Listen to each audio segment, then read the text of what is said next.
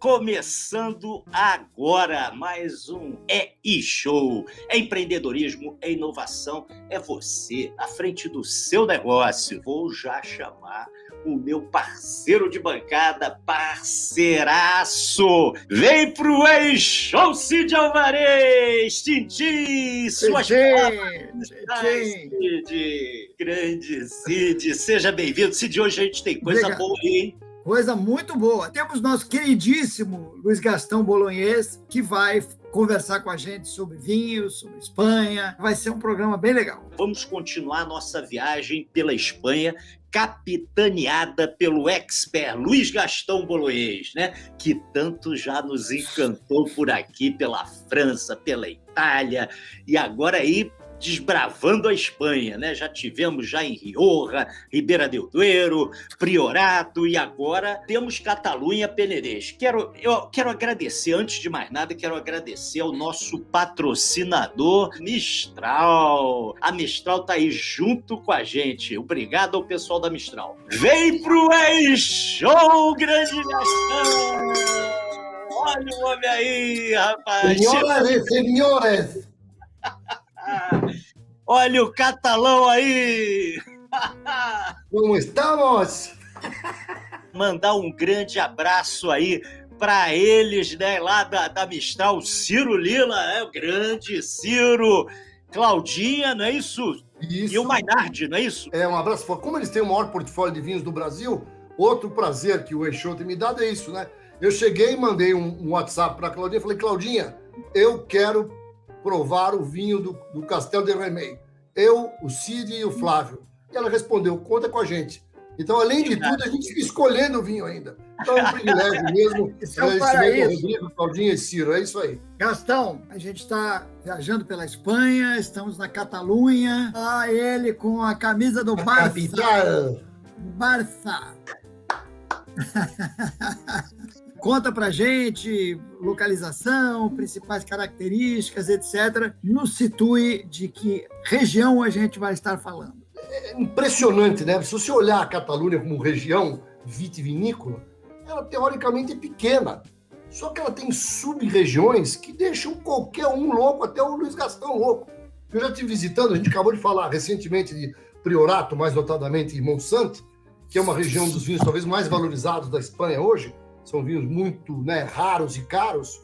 E aí eu fui tentar montar o negócio. E o Penedès, que nós vamos falar hoje, é uma parte, né, da nossa amiga Espanha, da nossa amiga Catalunha, e que ainda está faltando uma outra parte muito grande, que é justamente a parte lá de cima, que é a parte de Empordà, que é outra parte legal, que eu já falei aqui, o próprio Flávio também conhece, né, onde eu fui lá no El Bulli e provei vinhos excelentes.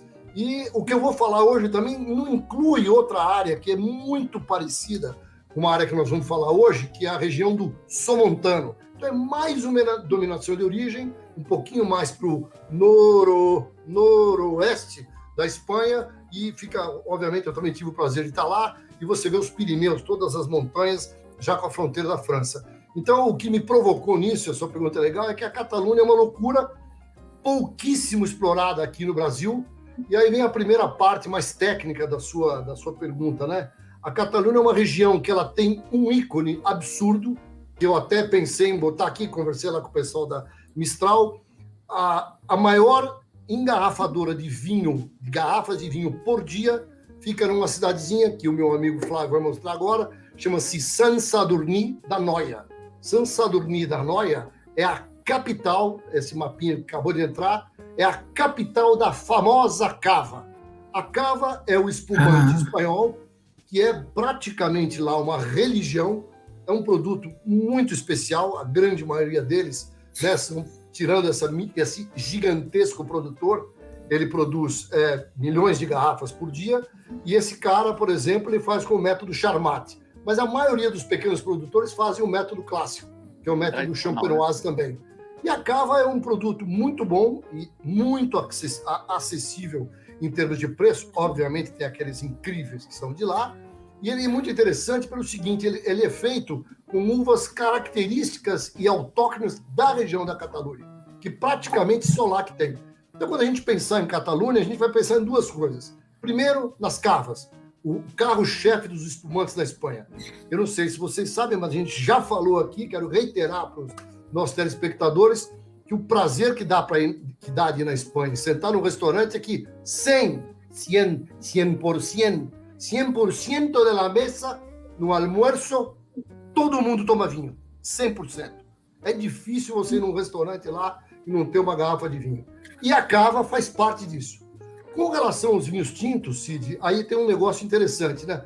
Diferente lá do Priorato, que a gente explorou muito a garnacha, ou garnacha, como eles falam lá em catalão, aqui na região do Penedès, as uvas predominantes, dos grandes vinhos principalmente, acredite se quiser, são as castas francesas.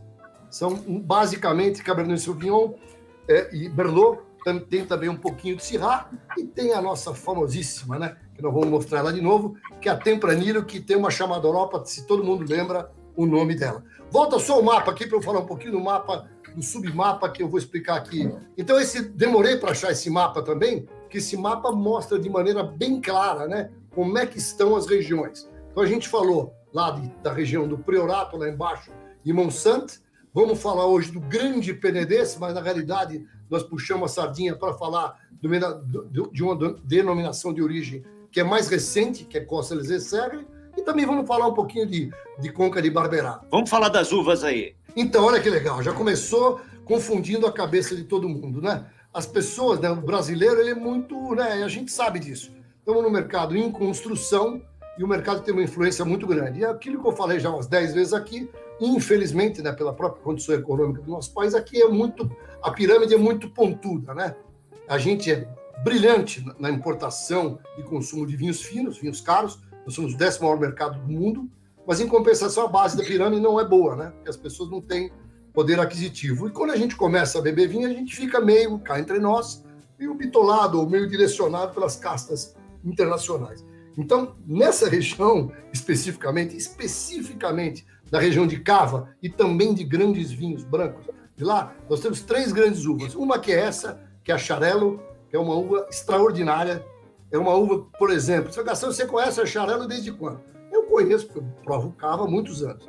Mas perguntar quando eu comecei a conhecer mesmo, não faz mais de 3, 4 anos que eu comecei a provar Xarel·los puros, ver espumantes, né, as cavas mais importantes, que tem como espinha dorsal essa uva incrível que é essa uva Xarel·lo, tá? Então, 90% dos nossos telespectadores que nunca tinham ouvido falar da Xarel·lo.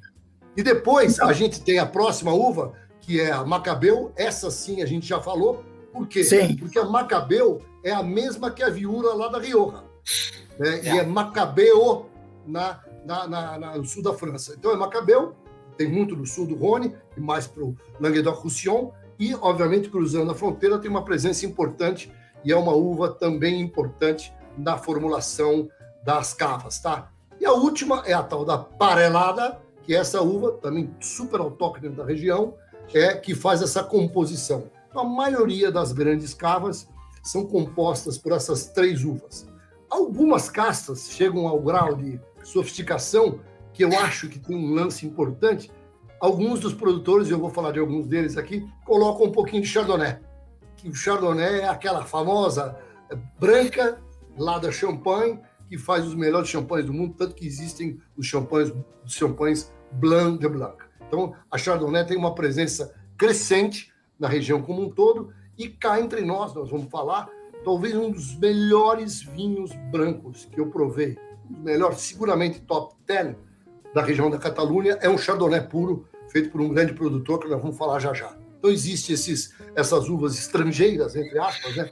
Basicamente francesas, que tem uma presença muito grande. E aquela brincadeira que eu fiz continua, né? A Catalunha eu botei a camisa hoje em homenagem ao Barcelona. Eu não sou tão torcedor do Barcelona, mas acho que é uma instituição.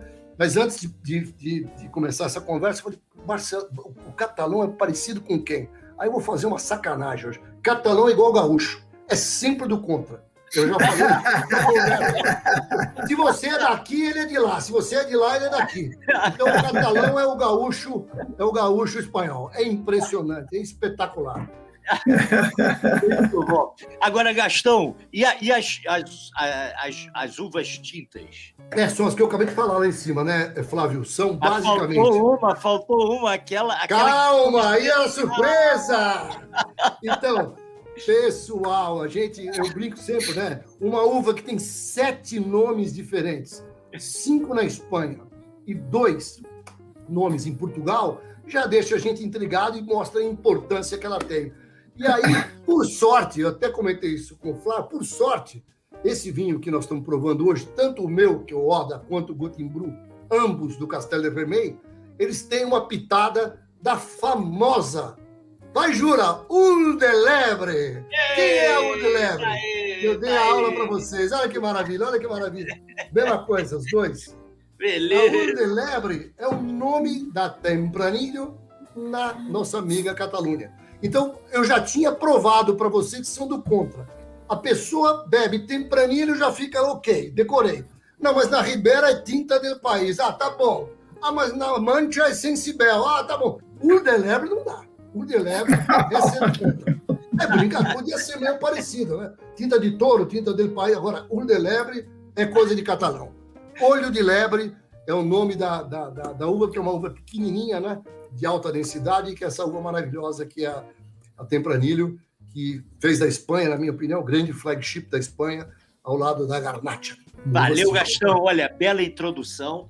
Vamos falar, então, dos principais produtores, daqueles que você mais gosta aí, que você conhece e que admira. Vamos lá, sem dúvida nenhuma. Eu estou aqui, antes, como eu estava um pouco tenso, antes de beber o vinho tinto, eu bebi um pouquinho para a gente já planejar a próxima, já estou bebendo um golinho de uma manzanilla, que é do outro lado. Boa!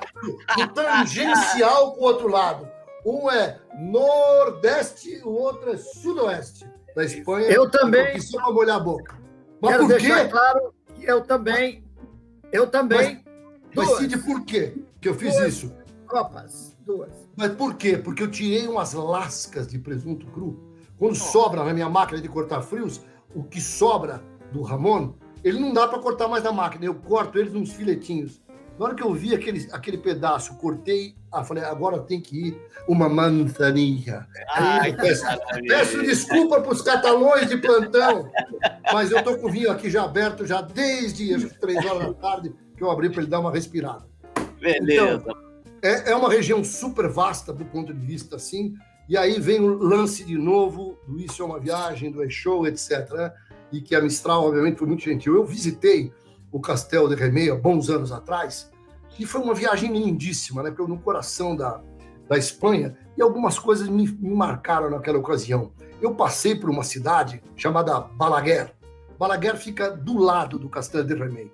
E Balaguer, para quem não sabe, eu sou um cara muito católico, eu não sou o Opus Dei, nem nunca fui, mas o fundador do Opus Dei é da cidade de Balaguer, tanto que ele chama Escrivá de Balaguer, que é o cara que foi, inclusive, beatificado e depois canonizado. E, coincidentemente, ele nasceu em Barbastro, que eu acabei de mencionar. E aquilo ficou muito, muito marcado para mim, porque eu me lembro de amigos que foram, né, vamos dizer, entre aspas, convertidos, ficaram muito dedicados à religião, e aquilo me marcou muito. Então, eu fiquei fascinado. E quando eu cheguei no Castel de Remei, nós fomos recebidos pelo dono, e foi uma visita, assim, espetacular, um lugar, assim, até meio bucólico, sabe? Muito plano, muito bonito, e nós fizemos uma prova de vinho lá que foi inesquecível, tá? E eu me lembro que eu fiquei muito bem impressionado com o grupo de vinhos, tá? E que, graças a Deus, eles têm até expandido, têm comprado outras vinícolas, adquirido, e têm tido resultados excelentes. Então, é um produtor que é esse que nós estamos provando hoje. Vocês estão provando o Gottinbru. O Gottinbru, o mesmo corte que esse vinho que a Mistral me mandou, eu escolhi exatamente esse vinho. Esse vinho chama-se Oda, o de vocês Gottinbru. Ambos são predominância de Merlot, Cabernet Sauvignon, um tiquezinho de Syrah e de Ouro de Lebre. Eu procurei na ficha técnica, inclusive da vinícola, e eu não achei as proporções exatas, tá? Depois de pesquisar muito, eu pesquisei e achei num dos críticos famosos que diz que tem 60% de Merlot. Então, por isso que eu falo que o Merlot e Cabernet juntos, que é um corte bordalês, predominante. É predominante. E depois eu até quero falar um pouquinho do vinho, porque, como eu falei para vocês, eu abri ele, deixei ele respirando, e provei ele agora de novo. Vale a pena a gente explorar um pouquinho como conhecimento de vinho depois. Tá bom? Então, o Castello Remey, esse vinho que está aqui é o top de linha, é o 1780, e eu descobri, não provei ainda, que eles estão produzindo vinhos brancos de uva autóctones, que nunca ninguém ouviu falar aqui, muito especiais, muito raros também. Então, eu já fiquei com a boca, né, seca de vontade de provar essas novidades aí do Castello Remey. Maravilha, maravilha, Gastão. Esse aqui, então, eu tenho até um pouco de emoção, porque, infelizmente, a pessoa que me levou conhecer, que me recebeu lá, ele faleceu em um acidente de carro. Tem uma diferença grande, só para explicar um pouquinho de pronúncia, que hoje eu estou emocional, né? Tem o Ramon e o Ramon. E, infelizmente, o Ramon faleceu, não o Ramon. O Ramon eu comi ele agora há pouco. Era o Ramon, que era o diretor de vendas, nos recebeu com os donos. E esse lugar, cara, se a gente puder voltar lá no mapa, eu queria mostrar para vocês, porque o que mais me impressionou foi a influência mediterrânea, né? Se vocês olharem aqui no mapa, ele fica dentro do Penedès. Talvez no mapa anterior ainda dá para ver um pouquinho melhor. Um pouquinho melhor. Aqui, eu acho que dá para ver melhor. Calma, só um segundo. Tá aqui, ó. Tá vendo? Calma, tá lá, ó. A cidadezinha que fica bem perto do mar.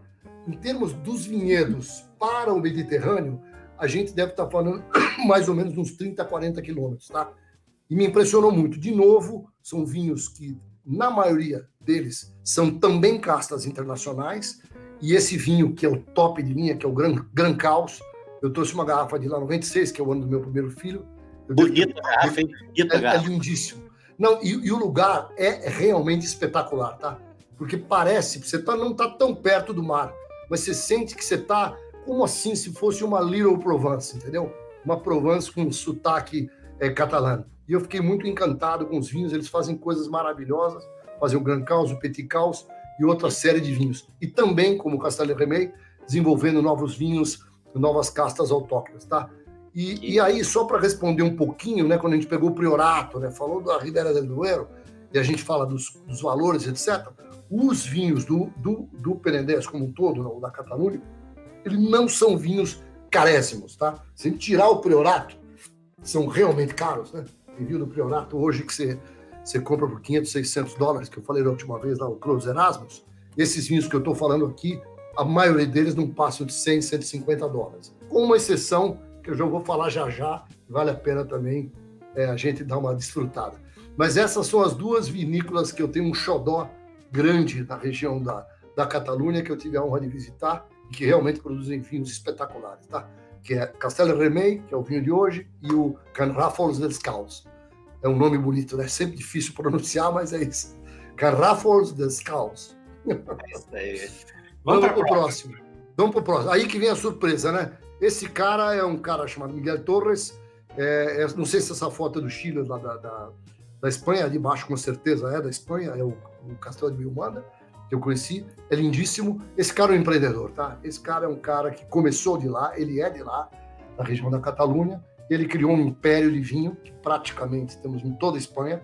Ele tem produção importante na Ribera del Duero, também na Rioja, e ele tem produção importante. Na realidade, a irmã dele migrou para os Estados Unidos, tem uma produção importantíssima. Quando a gente for falar de Estados Unidos, eu vou falar da Marimar Torres, que é irmã do Miguel Torres, que está lá em Santa Rosa, norte do Napa, né, em Sonoma, que é um lugar maravilhoso, eu visitei também, fantástico. E também tem uma produção importante no Chile, tá?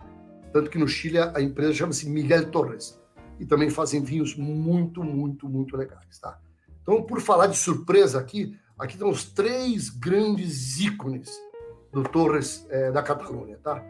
O Maslaplana é um Cabernet Sauvignon que já surpreendeu em degustações cegas muitos dos vinhos mais importantes do planeta, tá? É um vinho sensacional, eu tenho ele aqui na minha adega, acho que eu tenho safra 2006. Aqui é um vinho encantador, e que na safra de 1970 foi o ano que ele despontou e mostrou para o mundo a capacidade que a Catalunha tinha de produzir um grande Cabernet Sauvignon. Eu tive a honra, com o filho dele, Miguel Torres Júnior, esteve aqui em São Paulo, eu tive a honra de degustar com ele uma vertical do Maslaplana, e acredite se quiser, eu provei o 1970, tá? Que é esse grande icônico que deve ter hoje em dia 50 garrafas na adega dele, tá? Foi uma honra muito grande. Por isso que é um vinho que eu admiro muito. O do lado de cá é o branco, que eu comentei já, é o Castelo de Mirmanda, que é aquele castelo lindíssimo que vocês viram. É um Chardonnay puro, raríssimo, tá? Eu nunca vi aqui para vender no Brasil. Eu sei que a Torres teve aqui uma presença no Brasil e Espanha, hoje tem uma presença importante do Chile, com um importador que eu conheço bem, mas o Mirmanda eu nunca vi para vender, tá? É um espetáculo de Chardonnay, sem brincadeira, Cid, Flávio e telespectadores, ele encara muito Borgonha, tá? Tem uma estrutura, tem uma firmeza, tem uma mineralidade, ele é muito chique, diríamos assim, tá? E, por último, vem essa joia chamada Torres Reserva Real. Esse vinho, meus amigos, eu só provei ele just once, em Düsseldorf, já anos atrás, e foi numa feira, que eu estava lá com o importador deles na Alemanha, que era, eu lembro bem o nome, Firnwuden, é o nome da importadora, e esses caras tinham esse vinho absolutamente extraordinário. Eu me lembro como hoje, ele puxou de lado, me deu uma taça e falou, Gastão, prova isso. E é um vinho espetacular. E só para contar para vocês, é um vinho inspirado para o rei da Espanha, tá? Por isso que ele chama-se Reserva Real. Esse, então, nunca veio uma garrafa no Brasil, tá? E lá, se você quiser comprar, você vai gastar a sola do sapato, tá? Vai ter dificuldade de achar. É um vinho realmente muito raro, para poucos. Gastão, viajando, como você viajou pela região, está falando de bebida, vamos falar um pouco de comida. O que match, ou dá uma dica de restaurante ou de restaurantes que você tenha passado, que você possa Aqui eu quero, Cid, ser conciso, mesmo porque, como eu falei para vocês, na maioria das vezes sou recebido pelos próprios proprietários das vinícolas, servem um almoço delicioso, um jantar e tal. Claro que eu conheço e nas horas vagas escapo para ir conhecer. E eu tive na Catalunha já algumas vezes, tá? Então eu já falei da última vez, a experiência que eu tive lá no El Bulli foi inacreditável, foi um negócio espetacular. Eu conheci o sócio dele aqui no Brasil, ele fez a reserva para mim, eu fui lá e foi uma coisa extraordinária, só que já lá na fronteira com a nossa amiga França, a cidade chama-se Roses, né? Rosas, e é uma cidade lindíssima. E eu fui só, pra vocês terem uma ideia da minha loucura, eu fiquei em Girona, hospedado, durante 4 dias, só para comer os pinchos, né? Que é aquelas entradinhas, e obviamente as tapas, e obviamente para ir no El Bulli. E para visitar nada mais nada menos que o Museu do Salvador Dalí em Figueiras, que é onde era a casa dele. Então aquilo foi uma experiência assim espetacular. Então é uma pena a gente falar do El Bulli e saber que ele não existe mais. Mas quando a gente falou da grande Catalunha, e eu estou com a camisa do Barcelona, eu tenho primeiro um deles, que nós vamos mostrar a foto já, que é o restaurante chamado Passadís del Pep. Esse restaurante, todas as vezes que eu fui a Barcelona, eu fui lá, tá? Eu sou absolutamente obcecado por frutos do mar e, de preferência, frescos. Talvez seja um dos melhores, os lugares mais espetaculares que eu já comi na minha vida, tá? E realmente acho que esse lugar, e em Portugal, uns 2 ou 3 lugares que eu gosto muito, que você come o melhor e mais, vamos dizer assim, fresco frutos do mar do planeta, tá? Então é um restaurante que não é high-end, 0 estrelas, mas eu diria assim, eu assino embaixo para quem quiser ir conhecer uma comida típica catalã, com todo o environment de frutos do mar, vai passar muito bem. E aí a surpresa, o Flávio... Que bela dica, que bela... Essa dica é maravilhosa. Aí olha, o meu amigo fala da surpresa. Deixa eu falar do outro restaurante, que aí tem mais uma história. Olha que tá aqui, ó. Eu fui lá, eu comprei um livro do cara. Miguel Sánchez Romera. Eu fui no restaurante desse monstro. Segundo a minha amada mulher, foi a maior experiência enogastronômica da vida dela. Repete o nome, Gastão. Calma, aí que vem o segredo, meu amigo. Você tem que ir para o Boston Medical Group. Esse restaurante ficava em San Andreu de Larañares. Assim, eu fui de carro dirigindo, né? A volta foi tensa. Fica mais ou menos uns 25, 30 minutos do coração de Barcelona, na praia. Então esse louco, que é um neurocirurgião argentino, que nem o Lionel Messi, esse cara é um cara que transformou a culinária. Eu confesso para vocês, talvez não tenha sido a melhor experiência, mas sem dúvida nenhuma foi a mais técnica da minha vida, tá? Foram, acho que, no Erbulli foram 29 pratos. Aqui acho que foram 14 ou 15 pratos, e todos deles têm uma história muito interessante. E esse cara, por ser neurocirurgião, ele se apaixonou por esse negócio. E aí a má notícia, mas que é boa notícia, principalmente para mim, e principalmente para quem vai se vacinar, e nós vamos ficar livres dessa chatice que nós estamos passando, esse senhorzinho mudou para onde? Para as Ilhas Baleares. Então hoje ele está no complexo de Ilhas da Maiorca, e ele transferiu o restaurante chamado L'Esguard, chamou o restaurante. Até aqui na foto dele, aqui, ó, L'Esguard. L'Esguard. L'Esguard. L-E-S-G-U-A-R-D. Esguard. L'Esguard. Ele fala a seguinte frase. Olha a frase que ele fala. Uma coisa maravilhosa na introdução. E no final ele fala assim: La medicina é uma arte para viver bien. La cocina, uma arte para viver melhor. Depois dessa, Galvão Bueno. Acabou! Que maravilha! E esse livro aqui está sempre na minha cabeceira, que tem um monte de receita maravilhosa aqui, tá? Cada receita que eu vou te contar. Eu queria saber o seguinte: quais são os ícones de cavas da região? Estão perguntando aí. Aperta olha o botão, aí, tá? olha aí, Aperta o o girante botão. botou aí, ó. Ô, Flávio, essa é a viagem, Flávio, que você me proporciona. Todos vocês me proporcionam. Eu fico emocionado. Olha, ó, eu botei aí todas que eu provei, e uma delas, que vocês devem estar vendo o formato, eu tive o prazer... Parece uma joia, parece um perfume. Parece um Não, perfume. Eu tive em espanhol, eu tive o prazer de conhecer, estar com ele mais de uma vez, Agustí Torrelló.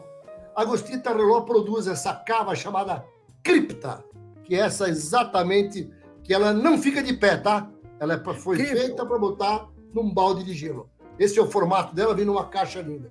E por que eu estou viajando, Flávio e Cid? Porque eu importei, quando eu era diretor-geral da Spand, eu trouxe esse produto para a Spand, tá? Trouxe os espumantes do Agustí Torrelló, e ele mandou, eu lembro como hoje, isso aqui é tudo por alocação, tá? Eu acho que ele mandou umas 60 garrafas, que foi o máximo que ele pôde mandar do Cripta, e a gente, obviamente, teve o prazer de provar aqui no Brasil também, e os principais clientes não perderam a oportunidade de provar um produto espetacular, tá? Então, eu diria que é um negócio assim de um produtor pequeno, luxuoso e um show de bola. E aí, as outras duas, né? Eu gosto muito da Gramona, também a Gramona me fez viajar de novo, por tua culpa, Flavião.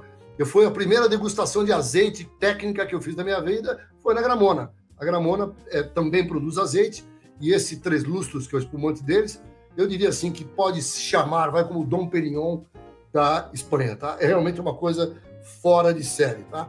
E as outras duas últimas, a Juve Campos tem uma linha muito grande, essa daqui que eu eu provei agora no Réveillon, antes de pegar Covid. Infelizmente, se eu tivesse tomado mais... Bonita garrafa. É bonita também, é muito bonita e muito boa, tá? Muito boa. Ela tem um estilo menos clássico. Aqui eu acho que ela faz muito as jus das uvas de lá, que tem talvez um pouco mais de rusticidade, um pouco mais de pungência. E por último, essa 109, que é da Loxarel, eu provei em 2018 em Düsseldorf, na Provai, na feira, desse produtor chamado Loxarel. O que é o Loxarel? É o Xarello com o na frente, né? Xarello Loxarel. E esse cara faz esse espumante que é, de novo, esse aqui é o cristal de lá, tá? Ele fica 109 meses nas lias, guardado, entre aspas, né? Todo o processo antes de ser levado para o mercado. São exatamente 9 anos e 1 mês. 109 é o número de meses que ela fica antes de sair para o mercado, tá? É um negócio espetacular, tá? Espetacular. Então, se você perguntasse para mim para escolher uma dessas 4 aí, eu ia chorar, ia dizer que só respondo amanhã. São coisas realmente muito especiais. Tá? O Gastão, não é à toa que a 109 vem embrulhada para presente, né? Que coisa maravilhosa. Não, inclusive, tem uma empresa que importa esse vinho para o Brasil hoje, mas, de novo, é um negócio que eu acabei de falar para vocês da locação. Esse vinho nunca veio, porque a produção é tão microscópica que não dá para trazer. E se trazer esse vinho, esse espumante vai custar aqui, o preço de um Dom Perignon, R$ 1.500. O que é uma coisa muito difícil para você vender do negócio desconhecido, né? Dom Perignon, por R$ 1.500, vende 50 mil garrafas aqui no Brasil. Esse aqui vai Agora, vender... Gastão, para fechar, a audiência está pedindo aquela dica do Gastão. O cara que sabe tudo de vinho, mas sabe também aquele que consegue comprar pelo menor dinheiro o melhor vinho. É o Value for Money. Garoto, essa parte que eu gosto. Aí é um exercício que eu faço, né? No fundo, queria dizer claramente que eu tenho os sonhos de um enófilo. Eu sou um colecionador, eu diria que faltam poucos sonhos para eu ter na minha adega, o que eu já tive e já consumi. Mas o meu vinho do dia a dia são esses vinhos. E aqui, esses 2 vinhos, exatamente o vinho de vocês, que eu também provei recentemente, muito gostoso, muito clássico. Depois eu quero falar desse meu aqui para fechar. E esse do lado, acredite se quiser, esse é um vinho feito pelo Loxarel, daquele 109. Só que esse vinho aqui custa no Brasil R$159. E eu tive a honra, minha mulher é uma apaixonada por vinho branco, e estou recebendo já, meus filhos namoram tudo, e eu servi recentemente esse vinho para elas. O sucesso é absoluto, porque ele é um vinho feito com a uva predominante em Muscat, ele é um vinho muito aromático, e ao mesmo tempo tem muito frescor. E cá entre nós, com esse preço, é um negócio que é matador. É um vinho para uma festinha boa e que você não vai precisar gastar milhões de dólares. O Gotimbru também é um vinho de 200 e poucos reais, tá? Não é um vinho barato, longe disso, mas é um vinho fantástico. De novo, como você falou super bem aí, é o Value for Money, que é uma das minhas maiores especialidades. São dois vinhos que é um must ter em casa, tá? O Cora, eu ofereci para minha mulher hoje para ela beber uma tacinha. Ela falou, puxa, guys, vamos deixar para amanhã. Então, esse é o vinho do sextou de amanhã. Eu continuo na Catalunha. Maravilha.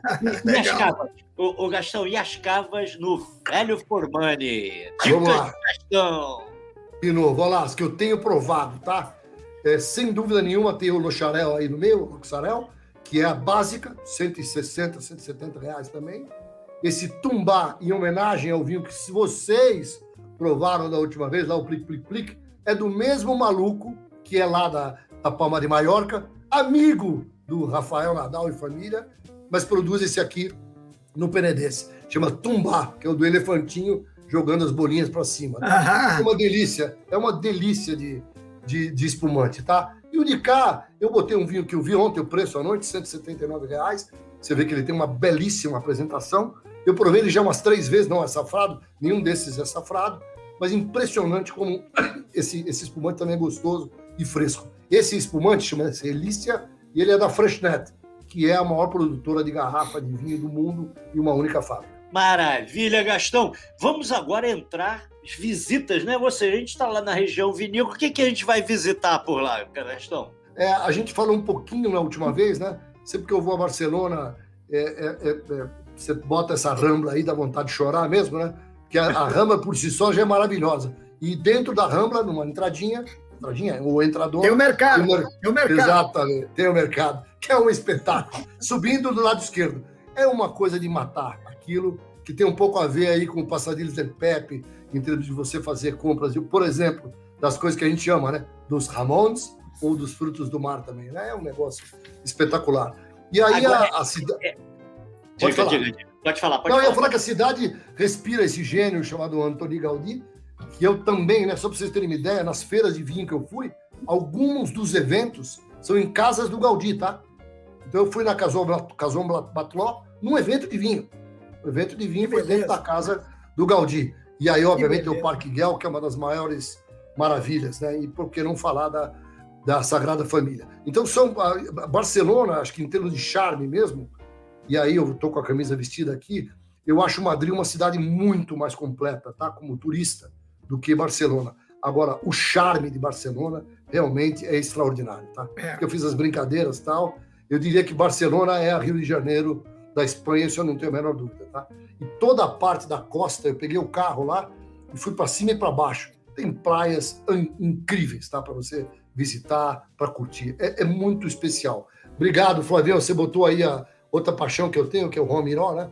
O Romiró tem no Montjuïc, que é aquela maravilha onde a gente teve grandes eventos da Olimpíada, é um circular, né? Como se fosse uma ferradura, e no topo da ferradura lá do Montjuïc, nós temos, que é recente, deve ter uns 15, 20 anos, talvez 25, a Fundación Juan Miró, que é outro gênio catalão, né? Então a Catalunha tem esses ícones, né? Que eu já falei do Dalí, Estou falando do Miró aqui, que são caras que foram espetaculares, né? Apesar do Picasso ser de Múrcia, toda a influência dele é muito forte na Catalunha também. Na Catalunha. Demorou muito tempo lá. Então são coisas assim espetaculares aí que quem for para Barcelona não vai se arrepender nunca, que é um lugar mágico mesmo. E Mágico, tem que comer frutos do mar no Passadinho de Pepe. Mágico mesmo.